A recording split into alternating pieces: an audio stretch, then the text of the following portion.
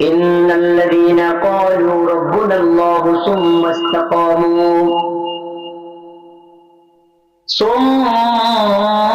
استقاموا تتنزل عليهم الملائكة ألا تخافوا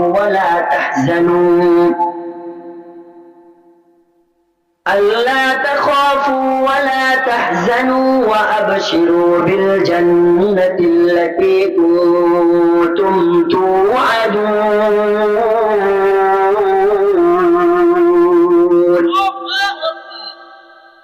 الله পাক রব্বুল আলামিন বলেন ইন্নাল্লাযীনা ক্বালু রাব্বুনাল্লাহ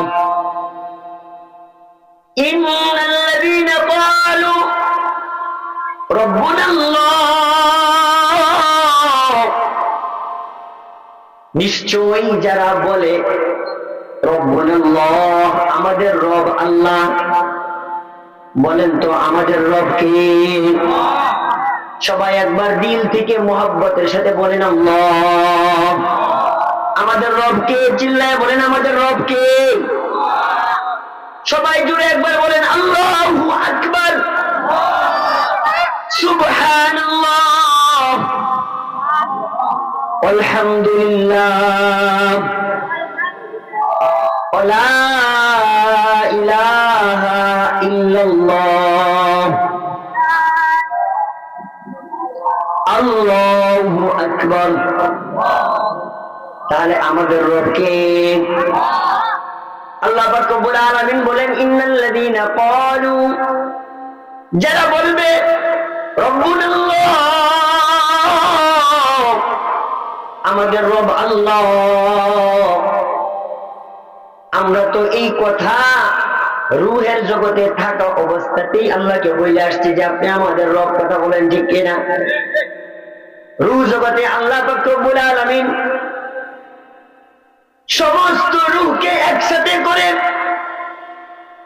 সবাইকে সম্বোধন করে বলেছিলেন, ও রূহ জগতের সমস্ত রূহরা, আলাস্তু বিরব্বিকুম, আমি কি তোমাদের রব নই? আলাস্তু বিরব্বিকুম, আমি কি তোমাদের রব না? তখন সমস্ত রূহ মানে আপনি আর আমি, আমরা সবাই আদম আলাইহিস সালাতু ওয়াস সালাম থেকে শুরু করে কিয়ামতের আগ পর্যন্ত সর্বশেষ যে রূহ দুনিয়াতে আগমন করবে, বনি আদমের প্রত্যেকটা রূহ সবাই আলমে আরওয়াহে, তখন আমরা বলেছিলাম ক্বালু বালা, হ্যাঁ হ্যাঁ আপনিই তো আমাদের রব, কথা বলেন ঠিক কিনা? আলহামদুলিল্লাহি ওয়া কাফা ওয়া সালামুন আলা ইবাদিহিল্লাযীনা ইসতাফা। أما بعد فأعوذ بالله من الشيطان الرجيم. بسم الله الرحمن الرحيم.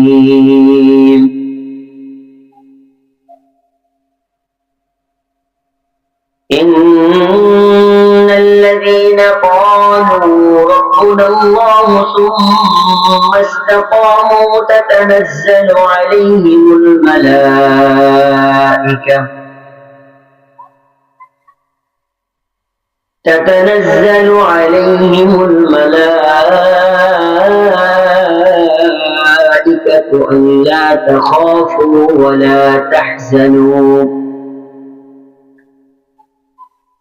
ألا تخافوا ولا تحزنوا وأبشروا بالجنة التي كنتم توعدون.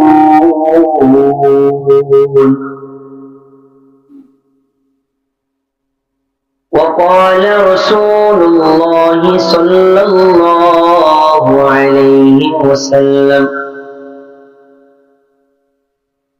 من قال لا إله إلا الله مؤمنا بقلبه دخل الجنة أو كما قال عليه الصلاة والسلام.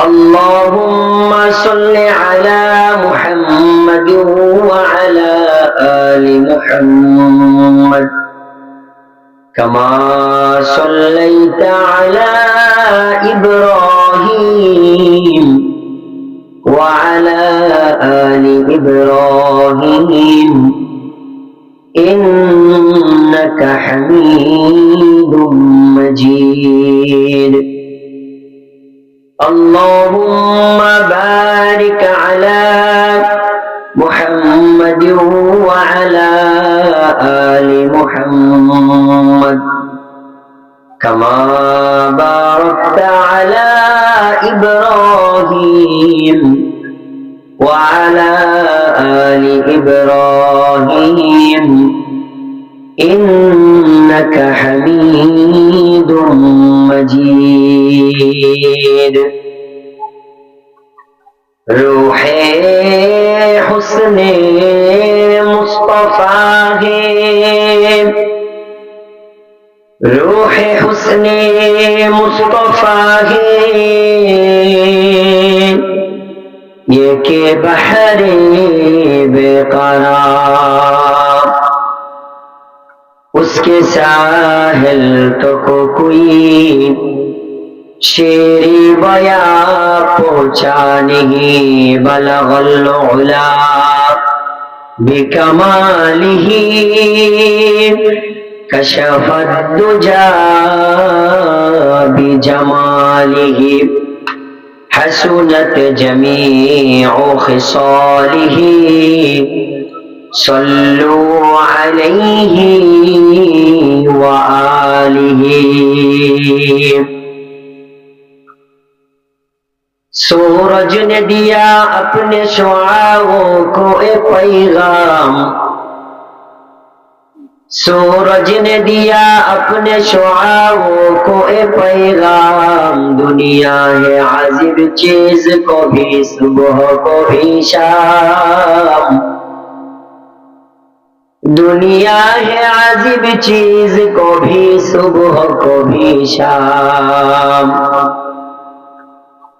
اے بندہ خدا رہو ہر دم میں تو ہوشیار بدعت کا جب بدبو کرے تم کو ایما برباد بدعت کا جب بدبو کرے تم کو ایما برباد اے بندہ خدا چاہو گا ان کی ملاقات اے بندہ خدا چاہو گا ان کی ملاقات جلدی سے اب اٹھے سنو حضرت کی نصیحت جلدی سے اب اٹھے سنو حضرت کی نصیحت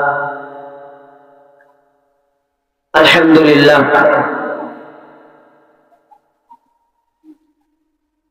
মহান আল্লাহ পাক রব্বুল আলামিনের দরবারে অসংখ্য অগণিত শুকরিয়া আদায় করি যে আল্লাহ তাবারক ওয়া তাআলা আমাদেরকে আজকে কোটিকা ফুরকানিয়া নুরানিয়া হাফিজিয়া মাদ্রাসার উদ্যোগে আয়োজিত আজকের এই ইসলামী মহাসম্মেলনে আসার বসবার তৌফিক দান করেছেন এই জন্য অন্তরের অন্তঃস্থল থেকে রব্বে কারিমের দরবারে নিয়ামতের বাণী কালিমাতুশ শুকর মহব্বতের সাথে উচ্চারণ করি সবাই বলি আলহামদুলিল্লাহ আলহামদুলিল্লাহ আজকের এই ইসলামী মহাসম্মেলনে উপস্থিত আজকের সম্মেলনের সম্মানিত সভাপতি সহসভাপতি আমন্ত্রিত উলামায়ে কেরাম দূর দূরান্ত থেকে আগত ইসলাম প্রিয় তৌহিদি জনতা অত্র এলাকার মুরব্বিয়ানে আজম যুবক ভাইয়েরা পর্দার অন্তরালে অবস্থানরত অত্যন্ত শ্রদ্ধেয় মা ও বোনেরা সকলের প্রতি আন্তরিকতা এবং মুবারকবাদ জানিয়ে আজকের আলোচনা শুরু করতে চাই বড় আফসোস আর পরিতাপের বিষয় আজকে এখানে একটি ইসলামী মহাসম্মেলন, যে সম্মেলন থেকে একটা গুনাহগার একটা মানুষ যদি চায় সে তার আখিরাতের সফলতা অর্জনের রাস্তা এই জায়গা থেকে কি করতে পারে, সংগ্রহ করতে পারে, চিনতে পারে। একজন ইমানদার একজন মানুষ চাইলে আজকের এই ওয়াজ মাহফিলের হযরত উলামায়ে কেরামের জবান থেকে আলোচনা শুনে নিজের দুনিয়া এবং আখিরাত সে কি করতে পারে, সফল করতে পারে। দুঃখের বিষয় হলো যেই জায়গায় আসলে আমাদের দুনিয়া এবং আখিরাতের কামিয়াবি আমরা অর্জন করতে পারবো, মানুষ যেই জায়গায় আসলে তার দুনিয়া এবং আখিরাতে তার সফলতা অর্জন হবে, খালেক মালিক রব্বুল আলামিন আমাদের উপর রাজি খুশি হয়ে যাবে, সেই জায়গায় আমাদের আসা যাওয়া নাই। আপনাদের কি মনে হয় আজকে এই জায়গায় ইসলামী মহাসম্মেলনের আয়োজন না করে যদি অত্র এলাকার যুবক পোলাপান এরা যদি একটা গানের আয়োজন করত, একটা যাত্রা পালার আয়োজন করত, আপনার কি মনে হয় এই সময়ে আইসাও এই আপনারা যে কয়জন আছেন এই কয়জন লোক থাকতো? এলাকার মুরব্বী চাচারাও সবার আগে আইসা দাঁড়ায় থাকতো। আর যুবক পোলাপানের কথা তো বলার দরকার নাই। সাসায়ও কইতো দিয়ে সেদিরা কেমনে নাচে একটু দেখে আই। আমগো মাসাসিরা ওই যে রাস্তার সরু হয়ে আইসা খাড়াই থাকতো, কি কন ঠিক না? অথচ ইসলামী আলোচনা হবে এখানে, ওয়াজ মাহফিল, এই জায়গায় কোনো মানুষ নেই। আমরা দুনিয়াটাকে এই পরিমাণ বাইসা নিছি, গ্রহণ করে নিছি, আর আখিরাতকে এই পরিমাণ ভুলে গেছি যে জিন্দা একটা মানুষ আমাদের সামনে মৃত্যুবরণ করার পরে তার লাশ সামনে থাকলেও আমাদের মনে হয় না যে একটা লাশ আমার সামনে, আমিও যে কোনো মুহূর্তে লাশ হয়ে যেতে পারি, এই চিন্তা ফিকিরটাও আমাদের মাথায় আসে না। কি বলেন, আসে? যাই হোক, সময় আমার খুব অল্প। হযরত উলামায়ে কেরাম এসে বসে আছেন, তারা আলোচনা করবেন। আমি আজকে আসছি মূলত আপনাদের কাছ থেকে দোয়া নেওয়ার জন্য।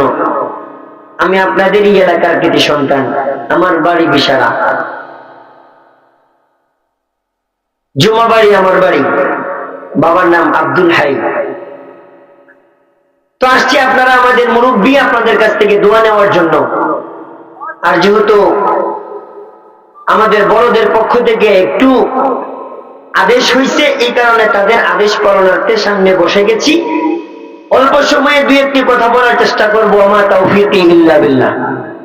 কথাগুলো আল্লাহ তাআলা আমাকে আমলের নিয়তে ইখলাসের সাথে বলার, আপনাদেরকেও এবং মাইকের আওয়াজ যত দূর যাচ্ছে সবাইকে আমলের নিয়তে ইখলাসের সাথে শোনার তৌফিক দান করুন। সবাই বলি আমিন। এখানে সারা রাত ওয়াজ শুনলেন, আমলের নিয়ত নাই, ইখলাসও নাই, কাজ হবে? সারা রাত বয়ান শুনছেন, ফজরের নামাজে মসজিদে নাই, ফায়দা আছে? এজন্য বয়ান যতক্ষণ শুনবেন আমলের নিয়তে শুনতে হবে। পারবেন তো ইনশাআল্লাহ? মুহতারাম হাজিরিন, আমি আপনাদের সামনে কালামে পাকের সূরাত হামিম সাজদা, হামিম আস-সাজদা, এই সূরার 30 নম্বর আয়াতে কারিমা তিলাওয়াত করেছি। আল্লাহ রাসূল সাল্লাল্লাহু আলাইহি ওয়াসাল্লাম, সবাই বলেন সাল্লাল্লাহু আলাইহি ওয়াসাল্লাম, তিনার হাদিসের ভান্ডার থেকে একটা হাদিস পাঠ করেছি। এই আয়াত ও হাদিসের সমন্বয়েই কয়েকটি কথা বলবো। যে আয়াতে কারিমা তিলাওয়াত করেছি, আল্লাহ পাক রব্বুল আলামিন এই আয়াতে কারিমার মধ্যে বলেন, ইন্নাল্লাযীনা ক্বালু রাব্বুনাল্লাহু সুম্মা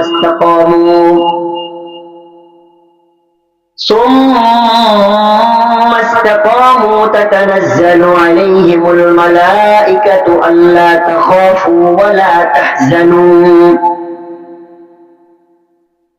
ألا تخافوا ولا تحزنوا وأبشروا بالجنة التي كنتم توعدون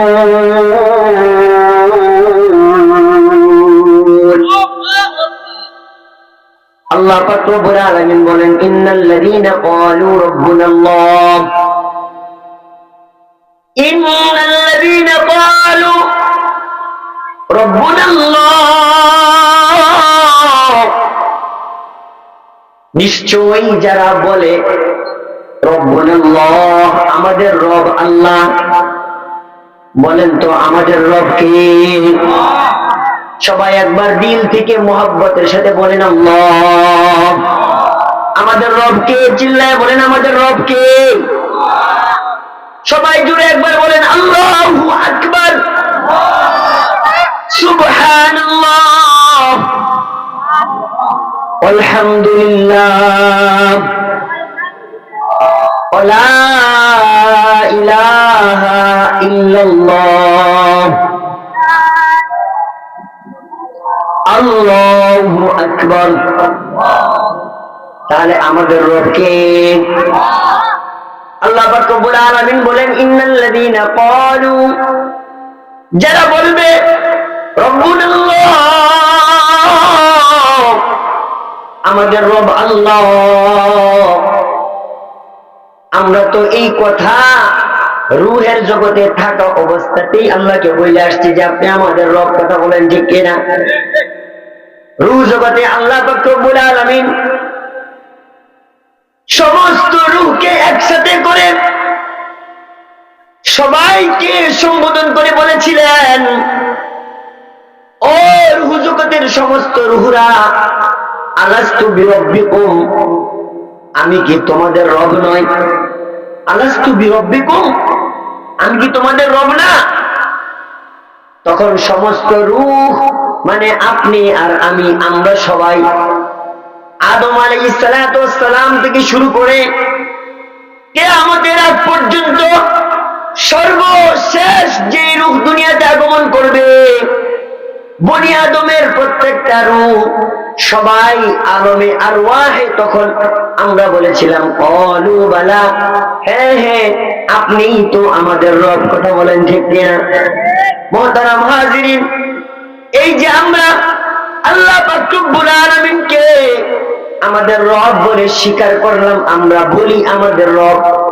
আল্লাহ ছাড়া আর কোন ইলাহ নাই আর কোন ইবাদতের উপযুক্ত উপাস্য নাই বলেন আছে কি আল্লাহ ছাড়া আমাদের রব প্রভু আরো কেউ কি আছে আমাদের রব একমাত্র আল্লাহ এই যে আমরা বললাম আল্লাহ আমাদের রব আল্লাহ পাক রব্বুল আলামিন এই কথা বলার পরে আমাদেরকে বলেন যারা বলবে আমাদের রব আল্লাহ এই কথা বলার পরে সুম্মাস্তাকামু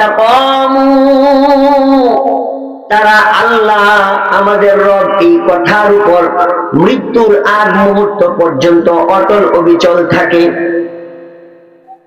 আল্লাহ আমাদের রব এই কথা স্বীকার করে এবং মৃত্যুর আগ মুহূর্ত পর্যন্ত তারা এই স্বীকারোক্তির উপরেই থাকে যে আল্লাহই আমাদের রব পালনেওয়ালা কে রিজিকের মালিক কে হায়াতের মালিক কে এইভাবে আল্লাহ পাক রব্বুল আলামিনের প্রত্যেকটা হুকুম আল্লাহ তাআলার প্রত্যেকটা আদেশ আর নিষেধ তার জিন্দেগীর শেষ মুহূর্ত পর্যন্ত সে মেনে চলে আল্লাহ আমাদের রব এই কথাটা বলার পরে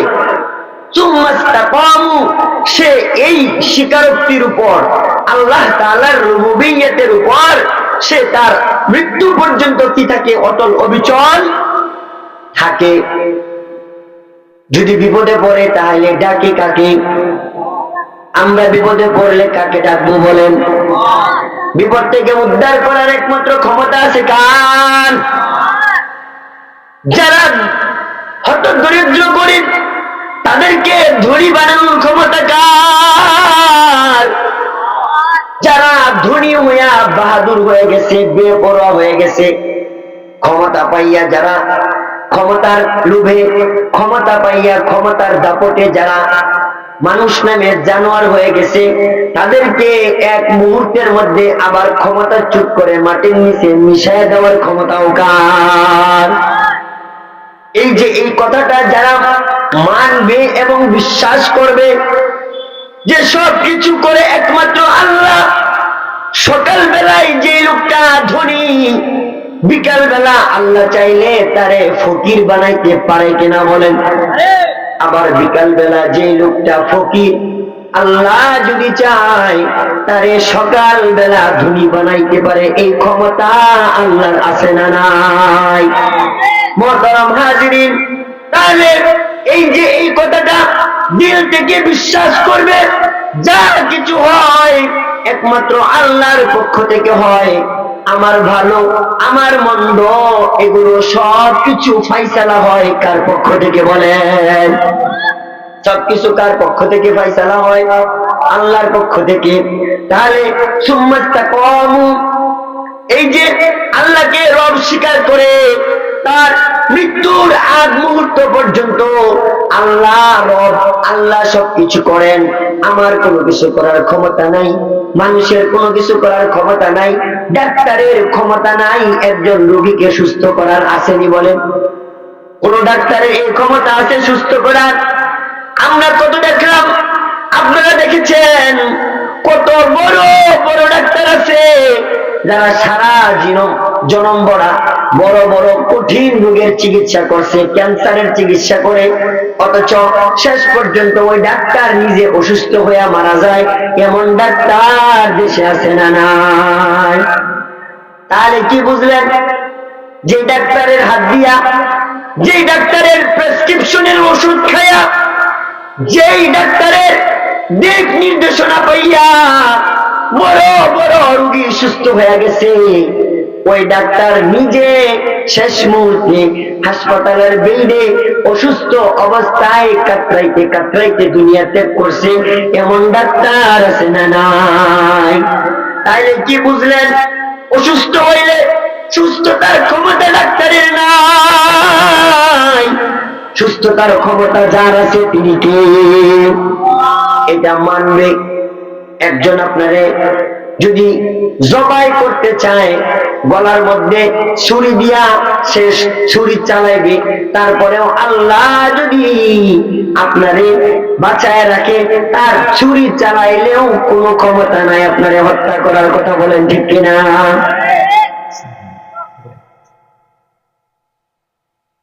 তাহলে এই কথাটা যে বিশ্বাস করবে আর এই বিশ্বাস নিয়ে সে তার মৃত্যুর আগ মুহূর্ত পর্যন্ত সে চলবে।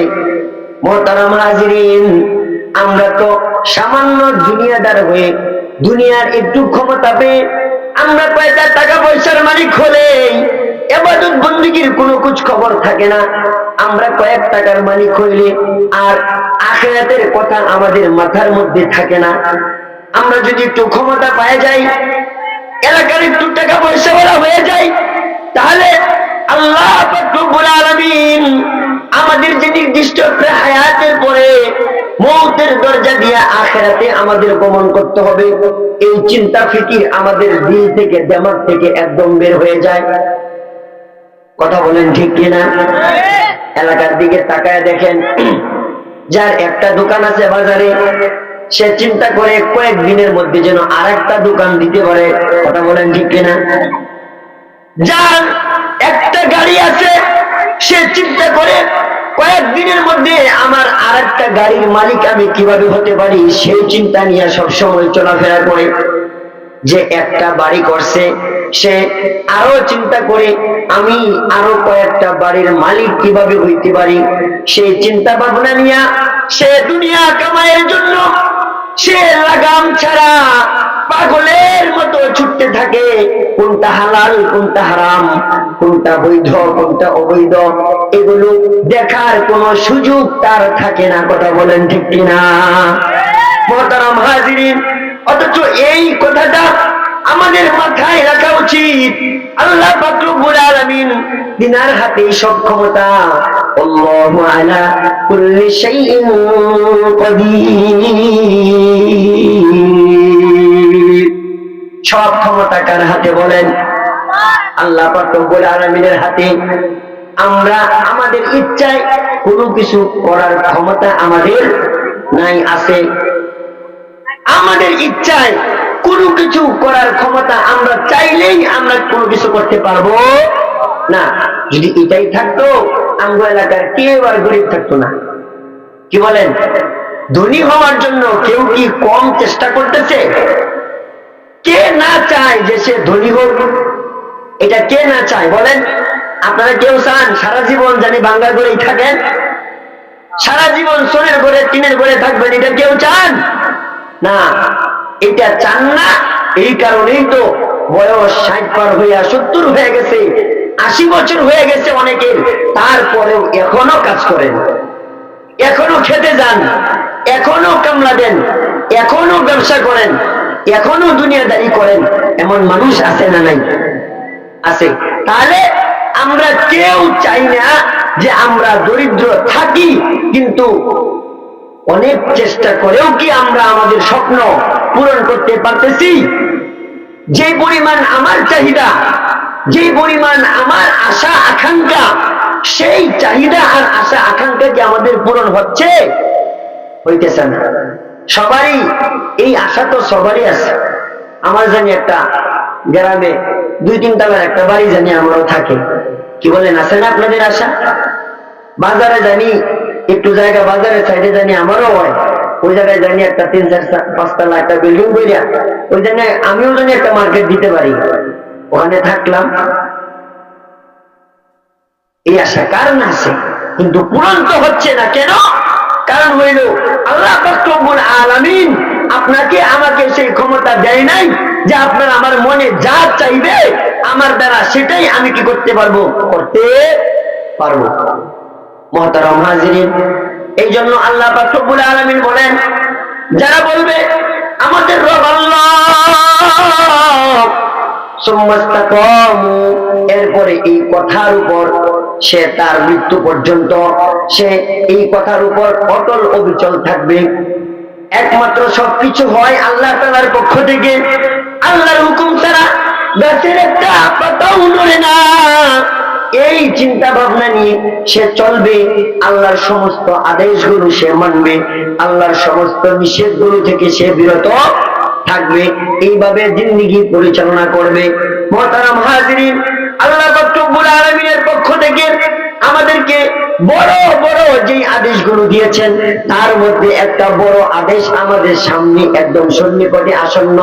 বলেন তো, আল্লাহর বড় বড় হুকুমের মধ্যে একটা হুকুম সামনে আসতেছে, সেটা কি? সেটা কি বলেন? কথা বুঝতেছেন? এই যে রোজা, আল্লাহ পাক রব্বুল আলামিন বলেন, ইয়া আইয়ুহাল্লাযীনা আমানু কুতিবা আলাইকুমুস সিয়ামু কামা কুতিবা আলাল্লাযীনা মিন ক্বাবলিকুম লাআল্লাকুম তাত্তাকুন।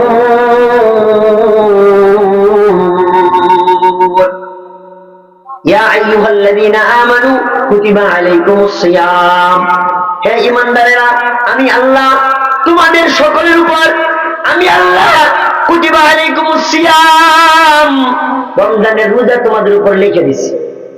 রমজানের রোজা আল্লাহ তাআলা কি করেছেন? লিখে দিয়েছেন, মানে ফরজ করে দিয়েছেন। এখানে কুতিবা লিখে দেওয়ার অর্থ হলো কি করা? ফরজ করা। তা আল্লাহ রব্বুল আলামিন বলেন, ইয়া আইয়ুহাল্লাযীনা আমানু কুতিবা আলাইকুমুস সিয়াম, শুনো আমি তোমাদের উপর রোজাকে ফরজ করে দিয়েছি। মুহতারাম হাজিরিন, আপনি মনে করবেন যে রোজা, আল্লাহ 1 মাস না খায় থাকা লাগবে? এত বড় একটা বিধান আল্লাহ আমাকে না দিলেও তো পারত। অনেক সুস্থ সবল মানুষ রমজান মাসে আইসা রোজা রাখে না, এমন মানুষ আছে না নাই? সারা বছর তার গ্যাস্ট্রিক থাকে না, রমজান আইলেই তার পেট ফুইলা খাইতে যাইব এমন অবস্থা হয়ে যায়, আছে না নাই? সারা বছর তার গ্যাস্ট্রিকের কোনো চাপ নাই, রমজান আসলেই তার গ্যাস্ট্রিকে এমন চাপ দেয়, গ্যাস্ট্রিকের কারণে রোজাই রাখতে পারে না।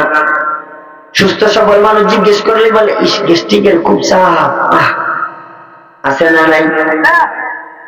সারা বছর কাজ করে একদম ওই যে ভোরবেলা মাঠে যায়, ভোরবেলা বন্ধ যায়, সারাদিন সে মাঠে ঘাটে কাজ করে, সারাদিন ভ্যান চালায়, অটো চালায়, রিক্সা চালায়, তার কোনো কষ্ট হয় না। কিন্তু রমজান মাস আসলেই তার ভ্যান চালানোর কষ্ট, খেতে কাজ করার কষ্ট, তার অটো চালানোর কষ্ট, তার চাকরি করার কষ্ট বাইরে যায়। কথা বলেন ঠিক কিনা? যদি জিজ্ঞাসা করা হয় ভাই তুমি রমজানের রোজা রাখো না কেন?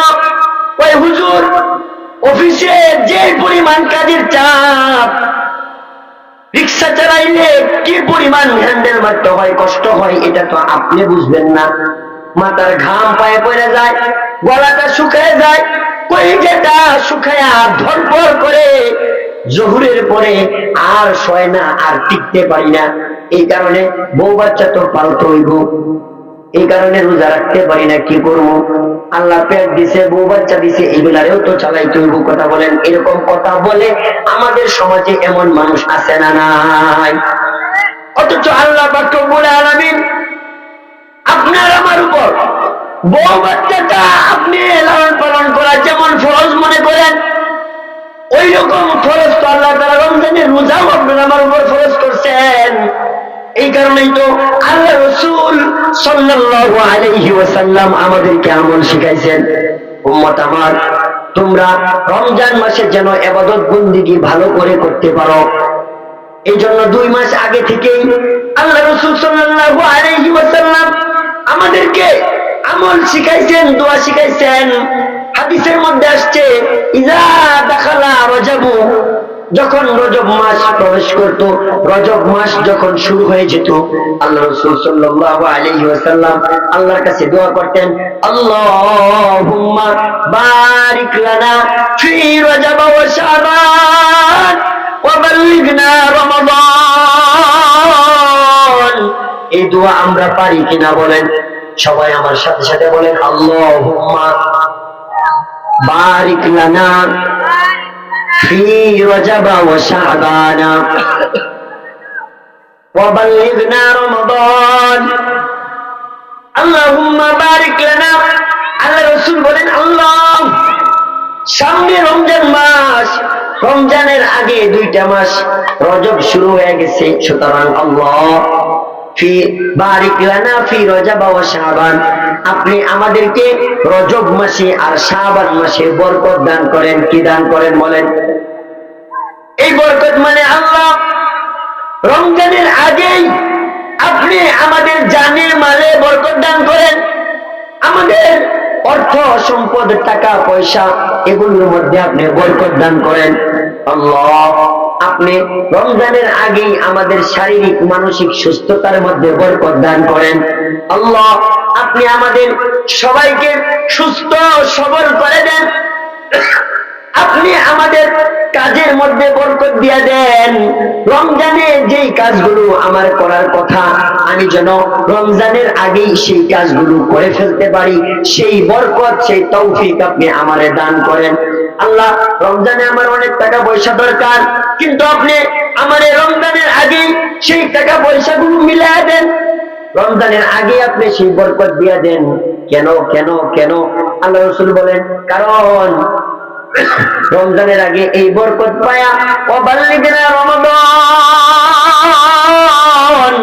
আর রমজান পর্যন্ত আপনি আমারে পৌঁছায় দেন, এত বরকত দিয়ে রমজানে পৌঁছায় দেন। কারণ আল্লাহ আমি চাই রমজান মাসটা আপনার ইবাদত বন্দেগী করে আমি কাটাইবো। এই কারণে বলেন, কথা বলেন ঠিক কিনা? এই যে আল্লাহ রাসূল 2 মাস আগে থেকেই এই দোয়া করতেন, আল্লাহ তাআলার কাছে এই আশা করতেন যে রমজান মাসটা যেন ইবাদত বন্দেগীতে কি করতে পারি, কাটাইতে পারি। আমাদের কি সেই প্রস্তুতি আছে? হাদিসের মধ্যে আসছে, আরে সাহাবায়ে কেরাম তো এই রমজানকে বরণ করার জন্য 6 মাস আগে থেকে প্রস্তুতি নেওয়া শুরু করত। আর আমরা প্রস্তুতি নেই, রমজান আসলে ব্যবসাটা একটু ভালো হইব, দোকানদারদের প্রিপারেশন হয়, সারা বছর যা বিক্রি করতে পারি নাই, রমজান আসলে একেবারে খিচ্ছে বেচাটা বেসবো, রাইতের 12টার একটা নাই, ফজরের আগে দোকান খুলবো, আর একেবারে 12টার সময় দোকান বন্ধ করে প্রয়োজনে 1 মাস 1 ঘন্টা ঘুমাবো। তারপরও এই 1 মাস জানি সারা বছরের বেচা কিনার ঘাটতিটা যেন 1 মাসে কি হয়, পূরণ হয়। কথা বলেন, ব্যবসায়ীদের চিন্তা ভাবনা হইল এইরকম। তাহলে মোহতারাম হাজিরিন, আল্লাহ পাক রব্বুল আলামিন আমাদেরকে রমজান মাস দিয়েছেন লাআল্লাকুম তাত্তাকুন, যাতে করে আল্লাহর ভয় তোমরা মুত্তাকি হইতে পারো। কারণ মুত্তাকির দাম আল্লাহ তাআলার কাছে সবচেয়ে বেশি। ইন্নামা আকরামাকুম ইনদাল্লাহি আতকাকুম, তোমাদের মধ্যে সবচাইতে মুত্তাকি যে যত বেশি আল্লাহর কাছে তার দাম তত বেশি। সুবহানাল্লাহ। যে যত বড় মুত্তাকি আল্লাহর কাছে তার দাম তত বেশি। অথচ এই আল্লাহর ভয়, এই তাকওয়া আমাদের দিলের ভিতরে নাই বললেই চলে। তাকওয়া কাকে বলে? তাকওয়া বলে প্রকাশ্যে গোপনে দিবা রজনীতে সব সময় আল্লাহর ভয় মাথায় নিয়ে আল্লাহর সমস্ত আদেশ নিষেধগুলো পরিপূর্ণভাবে কি করা, মেনে চলা, এটাকেই তাকওয়া বলে। মানুষের সামনে আসছেন, আপনি একটা গুনাহ করলেন না, কিন্তু গোপনে থাকলে আপনি ঠিকই সেই গুনাহ করলেন, এটাকে কি বলে না? তাকওয়া বলে না। বাপরে বাপ, গ্রামে নামাজ পড়ে না, জামাই বাড়ি গেছে, মেয়ের বাড়ি বিয়ে দিছে, নতুন মেয়ে বিয়ে দিছে, নতুন বিয়াই বাড়ি গেছে, তেমন যদি টিউবেটা নিয়ে মসজিদে না যায় তাহলে বিয়াই বাড়ির মানুষ কি কইব? এই রুগী আছে না নাই? বয়স হয়ে গেছে 50, তারপরেও আল্লাহর ভয়ে নামাজ পড়ে না। বিয়াই বাড়ির মানুষ তারে মন্দ বলবে, বলবে অমুকের বিয়াইটা নামাজ পড়ে না, অমুকের শ্বশুর নামাজ পড়ে না। এই অসম্মান থেকে বাঁচার জন্য বিয়াই বাড়ি গিয়া নামাজ পড়ে। নতুন জামাই ওই বেড়া শ্বশুর বাড়ি গিয়া চিন্তা করে, শ্বশুর বাড়ি আইছি নতুন নতুন, জীবনে তো মসজিদে ছায়াও দেখি না, এখন যদি মসজিদে না যাই তাহলে মানুষের কি কার কাছে সিঁড়ি দিয়া দিছি রে, আমগো সিঁড়িটা কার কাছে দিলাম, এটা দিয়ে বড় জালেম, নামাজ পড়ে না। এই জন্য নতুন জামাই হ্যাঁ শ্বশুর বাড়ি গিয়া জামাইয়েরও বাপ হইলো শ্বশুর বাড়ির মানুষের দেখানো। কথা বলেন ঠিক কিনা? আবার যে বিয়াই সাহেব, ওই বিয়াই সাহেবের চিন্তা ভাবনা হলো বিয়াই বাড়ির মানুষকে দেখানোর জন্য। কথা বলেন ঠিক কিনা? এটা কি আল্লাহর ভয়ে করলো না, মানিজ্জত বাঁচানোর জন্য করছে? এইটা কিন্তু তাকওয়া না। তাকওয়া হইল আল্লাহর ভয়। আপনার যদি মুসিবতেও থাকেন, আপনি শত ব্যস্ততার মধ্যে আছেন, দুনিয়ার অনেক যাই ঝামেলা আছে, তারপরেও আপনার দিলের ভিতরে চিন্তা হইল হয় রে, এই জায়গায় কেউ নাই, কোনো মানুষ নাই, নামাজ না পড়লেও কেউ দেখবে না, কিন্তু যে আল্লাহ আমারে তৈরি করছেন, যে আল্লাহ আমাকে ইবাদত বন্দেগীর জন্য তৈরি করছেন, যে আল্লাহ আমারে পালে, যে আল্লাহ আমার মালিক, যে আল্লাহ আমারে খাওয়ান, যে আল্লাহ আমারে বাঁচায় রাখছেন, ওই আল্লাহ তো দেখতেছে আল্লাহর হুকুম যদি পালন না করি তাহলে মরার পরে আদালতে দাঁড়াইয়া আমার তো এই নামাজ না পড়ার জবাবদিহিতা আল্লাহর কাছে করতে হবে। সুতরাং হাসরের ময়দানে আল্লাহর কাছে আদালতে দাঁড়ানোর মতো ক্ষমতা সাহস আমার নাই। এই কারণে যখন নামাজের সময় হয়, সে যদি ওই চোখে থাকে, বন্ধ থাকে, তাহলে ক্ষেতের আইলো দাঁড়াইয়া দাঁড়াইয়া সে নামাজ আদায় করে নেয়। এমন মানুষ আছে না নাই? কাজে গেছে, সে ওই বন্ধ বিলর পানি দিয়া উঁচু কইরা, ড্রেনের পানি দিয়া উঁচু কইরা সে ওই ক্ষেতের আইলে দাঁড়ায় গেছে নামাজের জন্য। বলেন, ওই ক্ষেতের আইলে দাঁড়ায় নামাজ পড়লে নামাজ হইব কিনা? হবে কিনা? হবে। কিন্তু অনেক মানুষ আছে বাজারে বইয়া থাকে, নামাজের সময় মসজিদের পাশে বৈশা বৈশা গপ্প মারায়, তারপরে মসজিদে যায় না। এমন মানুষ আছে না নাই? কোনো কাজ নাই, অজুহাত নাই, দুনিয়াদারি ব্যস্ততা, আর কিচ্ছু না, আখিরাতের চিন্তা ফিকির তার নাই। কোনো ব্যস্ততা নাই, তারপরে সে মসজিদে যায় না, এই লোকটা হইলো আল্লাহর ভয় ছাড়া লোক। আর ওই যে লোক বন্ধে গিয়া ওই যে বিলের নামায় গিয়া কাজ করছে, মসজিদে আইসা তার ক্ষমতা নাই, সময় কম, এই কারণে ক্ষেতের আইলে বিলের নামায় দাঁড়াইয়া সে নামাজে দাঁড়ায় গেছে, এইটা হইলো আল্লাহর ভয়ে নামাজ পড়া। কথা বলেন ঠিক কিনা? তাহলে এই তাকওয়া অর্জন করার জন্য আল্লাহ পাক রব্বুল আলামিন এই যে রমজানের পুরা 1 মাস আমাদেরকে প্র্যাকটিস করার জন্য আল্লাহ তাআলা দিবেন। বলেন তো, আমরা যে সমস্ত আমল করি, এই সমস্ত আমলগুলো মানুষকে দেখানোর মতো করার আমল। আপনি নামাজ পড়তেছেন, মানুষ দেখবে কিনা বলেন? আপনি দান খায়রাত করতেছেন, মানুষ দেখবে কিনা বলেন? আপনি জিকির করতেছেন, এটা মানুষ দেখবে কিনা বলেন? আপনি কোরআন তেলাওয়াত করতেছেন, আপনার এই আমলটাও মানুষ দেখবে কিনা বলেন? এটাও কিন্তু মানুষকে দেখানোর জন্য হয় এই আমলগুলো। কিন্তু বলেন তো, আপনি যে ওই যে সাহারির সময় কয়েক লোকমা খানা খাইছেন, আপনি যে রোজা রাখার নিয়ত কইরা আপনি সারাদিন পার করতেছেন, আপনার কপালে কি এটা ভাসবে নাকি? এই লেখা ভাসবে কপালে যে এই লোকটা রোজাদার, অমুক রোজা রাখছে গো, রোজাদার, এটা কি কপালে ভাসবে? চেহারা দেখে কি এটা বলার কারো কোনো ক্ষমতা আছে? এটা বলার কোনো ক্ষমতা কারো নাই। তার মানে আপনি ক্ষুধার্ত থাকলে এইটা, এই যে রমজান মাসে 1 মাস রোজা রাখবেন, এটা একমাত্র আল্লাহর জন্য। আল্লাহ এই বিধান আমাদের উপর ফরজ করছেন। এই কারণে আল্লাহকে সন্তুষ্ট করার জন্য আমরা এই আমল করি। মুহতারাম হাজিরিন, আমরা যেমন কাউরে দেখানোর জন্য করি না, রমজানের রোজা যেমন কাউকে দেখানোর জন্য আমাদের হয় না, একমাত্র আল্লাহর কারণে হয়।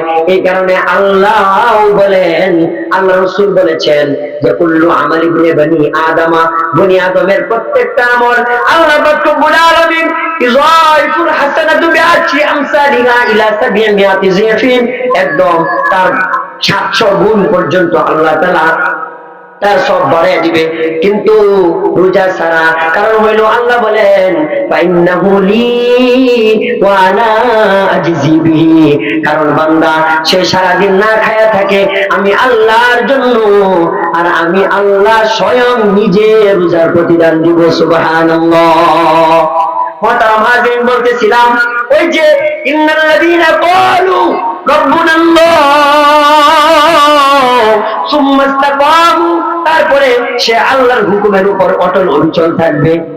এই আয়াতের তরজমা বলে শেষ করতে চলে আসছেন। তাহলে যে বলবে আমাদের রব কে? আল্লাহ, এরপরে সুম্মা ইসতাকামু, সে এই কথার উপর অটল অবিচল থাকবে, মানে মৃত্যুর আগ মুহূর্ত পর্যন্ত আল্লাহর সমস্ত আদেশ এবং আল্লাহর সমস্ত নিষেধ সে পরিপূর্ণভাবে কি করবে? মেনে চলবে। তাহলে তার কি হবে?